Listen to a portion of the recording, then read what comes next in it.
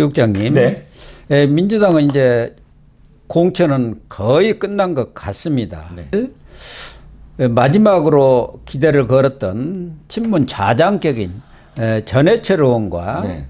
양문석 전 통영고성위원장이죠. 저기 경남에 있던 사람이 지금 올라오고 저희들도 잘 아는 방송 패널 아니었습니까? 예, 10년 전부터.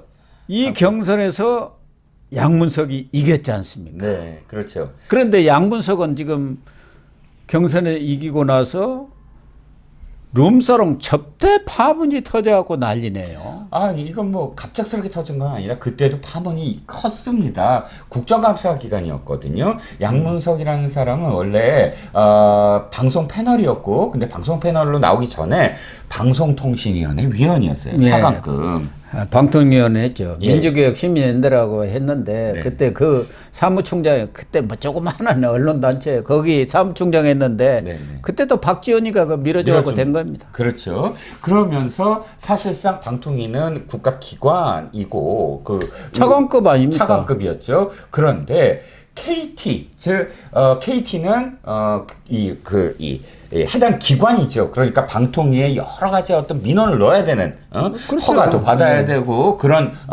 이 기관입니다. KT의 임원이 바로 방통위의 그 위원인 양문석 위원과 그 다음에 국회의원이지만 탤런트 배우 최종원이라는 두 사람을 밤 11시부터 새벽 1시까지 룸사롱에서 접대를 했다. 이게 당시에 이제 기사가 됐고 수백만 원의 접대비가 나왔다는 거죠. 술값만 그렇죠. 하더라도. 예, 술값만 하더라도 이건 뭐 기사화된 상황이고요. 뭐 주파수 할당이라든지 요금 정책과 관련된 민원이 대가였다. 근데 뭐 KT만 그랬겠습니까? 그렇겠죠. 그 뭐 SKT는 없고 뭐 여러 개 방송통신과 관련된 업체들은 이 방통위원 하면은 아주 껍벅 죽는 데 아닙니까? 그런데 그렇죠. 이게 걸린 것이죠. 이게 드러난 거야. 드러난 거죠. 예. 그래서 당시에 어쨌든 어떻게 피감 기관이 국정감사 기간 동안 이렇게 같은 이 접대의 행각을 벌일 수 있느냐라고 이제 비판을 받았는데 또 한 가지가 이제 전과 기록 있지 않습니까? 예. 전과 기록에 폭력 전과 1천만 원 벌금, 근데 상해 1천만 원 벌금, 뭐 이런 전과 기록도 지금 새롭게 지금 나오고 있고요. 아무튼 전해철 의원이 경선에서 탈락하면서 친문은 이제 진짜 멸문이 된 것 아닙니까? 네. 홍영표 의원을 비롯해서 대다수 말하자면 친문에서 중진급으로 당권이라든가 대권을 노려볼 만한 사람들은 싹 정리가 됐어요. 물론 뭐 고민정이라든가 이 잔발이라고 그러죠. 잔챙이들은 있으나 마나 뭐 이재명이가 적수가 안 되니까 그 사람들은 위협적이진 않잖아요. 위협적이지 않은 사람들은 전혀 위협적이지 다 살려주었는데 예. 그 전날에도 지금 도종환 네, 장관. 전 문체부 장관이었죠. 예, 예. 삼선 의원인데 이현이라는 전 민주연구원 부원장 뭐 저희들로서는 전혀 생소한 사람인데 청주 흥덕에서 이겨버렸고 그래갖고 도종환은 또 민주주의 4.0이라는 네네. 친문 그 최대 단체의 수장까지 한 사람 아닙니까? 네네. 그게 날라갔고 또 광주의 대표적인 비문 인사인 송갑석 전 최고위원도 광주 서갑에서 조인철 전 광주시 부시장한테 네. 또 나가 떨어졌어요. 그렇죠. 이 사람들도 다 10% 20%에 든 사람들이에요. 그렇죠. 그러니까 합의. 이길 수가 없는 거고. 불가능하죠. 이용우 고양정의 의원도 IT 전문가인데 김영환 전 도의원한테 졌습니다. 그런데 어제 발표된 또 여러 그 경선 후보로 공천을 받은 경선에 이겨갖고 공천을 받은 사람 중에 특이한 사람이 모경종.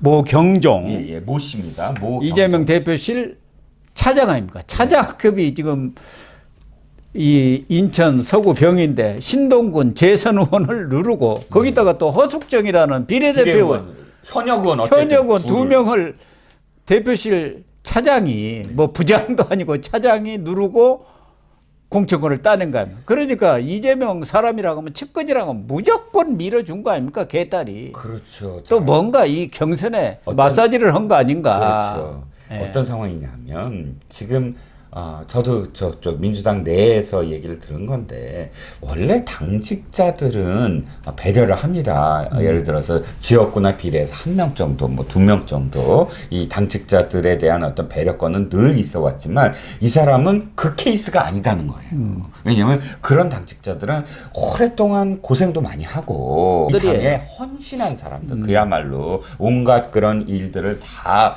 살림도 맡고, 또 지원도 하고, 기획도 하고, 했던 그런 베테랑 그런 당직자들한테 아무도 이의를 제기하지 않는 정말 그런 사람들한테 기회가 돌아갑니다. 그런데 이 모경중이라는 사람은 어떤 경력이냐 하면 경기도 시절에 이 청년 뭐 그런 비서관인가 이런 거에 106대 1로 들어간 사람입니다. 근데 그때부터 저기랑 똑같아요. 배모 씨랑 똑같은 배소현이랑 똑같아요. 아니 무슨 정책이나 이런 걸 하는 게 아니라 수행했어요. 그대로 수행. 문 열어주고 스케줄 관리해주고 비 오면 우산 받쳐주고. 우산 받쳐주고. 그걸 경기도 시절부터 당에 들어와서 당대표가 된 시절까지 계속 차장이라는 그 직급에 불과하고 그대로 수행, 온갖 진짜 수행을 다 한 사람입니다. 그러니까 이재명의 사진 속에 가끔 많이 등장을 해요. 네. 우산 들고 있거나, 뭐 서류 들고 있거나. 그러니까 이건 정말 개딸들이 인정을 해요.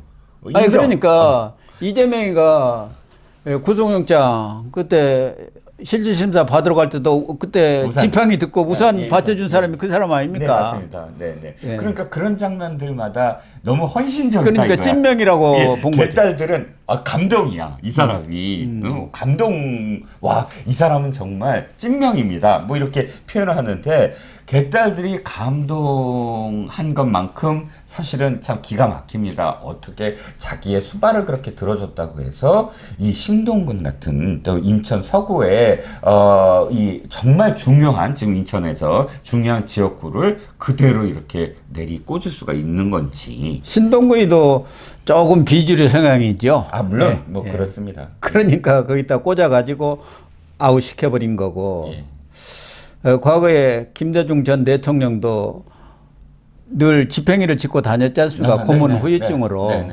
그때 집행위 담당 그 사람이 그분은 이제 나이가 꽤 돼가지고 그걸 이제 다른 사람한테 물려주고 정읍에서 재선 의원까지 돼서 저희들이 그 당시에 놀리면서 집행위 금배지라고 했었는데 여기는 우산 금배지가 될 것 같습니다. 이재명 우산 담당 금배지. 그렇죠. 하지만 비유가 될 수가 없는 게 김대중 대통령은 언제나 뭐 선배님이 해주신 말씀이지만 비주류에 대한 배려 그리고 당내 쓴소리가 굉장히 건전하게 당을 만든다. 이 당은 동지들과 함께하는 당이다. 이런 의식 속에서 함께 여러 가지의 목소리를 담아내도록 당을 운영하지 않았습니까? 이재명처럼 그러니까 우산만이 아니라 정말 내 사람들만 꼽겠다. 이것과는 비교가 될 수가 없겠죠. 그리고 측근 뭐 비서들도 어느 정도 수준이 됐을 때 국회의원 출마를 하도록 했습니다. 무슨 차장급을 한 적은 없어요. 적어도 저 정도 되면은 고생도 많이 했고 이제 국회의원 뭐 해도 될 만하다. 다른 사람도 인정이 될 때 뭐 측근이든 비서든 공천을 주었습니다. 그러니까 누가 말이 없죠. 거기다 또 하나 웃기는 것은 이 올드보이라고 하는 두 사람 정말 전남북 하나씩 또 골라가지고 이 경선에 이겼습니다. 이 사람들이 정말 언제적 사람입니까? 아니, 흘러간 물로 물레방아를 돌리려고 나선 사람들 아닙니까? 아니 저는 정말 줄 몰랐습니다. 일단 이렇게 경선까지만 뭐 이렇게 할 줄 알았어요. 왜냐하면 지금까지 이재명이 뭐라 그랬습니까?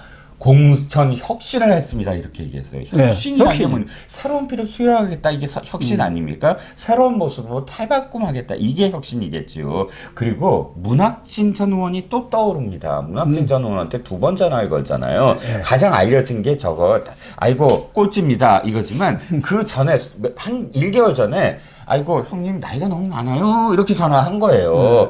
그러니까 아이 제발 스스로 좀 그만두라 이 얘기인데. 문학진 무슨 나이가 얼마나 됩니까 지금? 그렇죠. 그러니까 상대적으로 그 당시에 이제 기사를 저도 다시 기억하지만 이것과 관련돼서 조선일보인가요? 그 이 민주당한테 해석을 요하니까 민주당 관계자가 이렇게 얘기합니다. 그거야말로 올드보이들 같은 그런 그 구태를 다 혁신하겠다. 그런 혁신의 의지고 의지를 실천하겠다는 이재명 대표의 뜻이 담겨 있다. 이렇게 해석하는 기사가 있어요.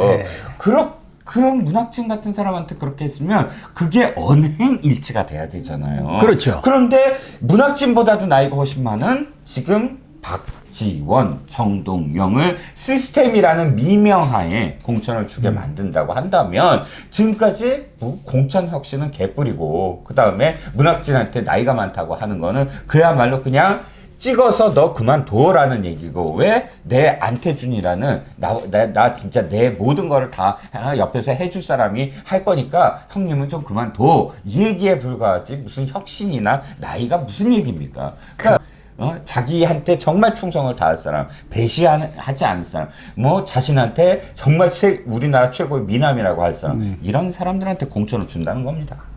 그러니까 박지원 같은 경우는 이 사람은 정말 참 DJ 시절부터 지금까지 온갖 영화를 다 누린 사람이고 문재인 정권에서도 그렇게 아침마다 문모닝으로 씹어댔는데 네. 나중에는 또 문센큐 해가지고는 국정원 영화 잤죠.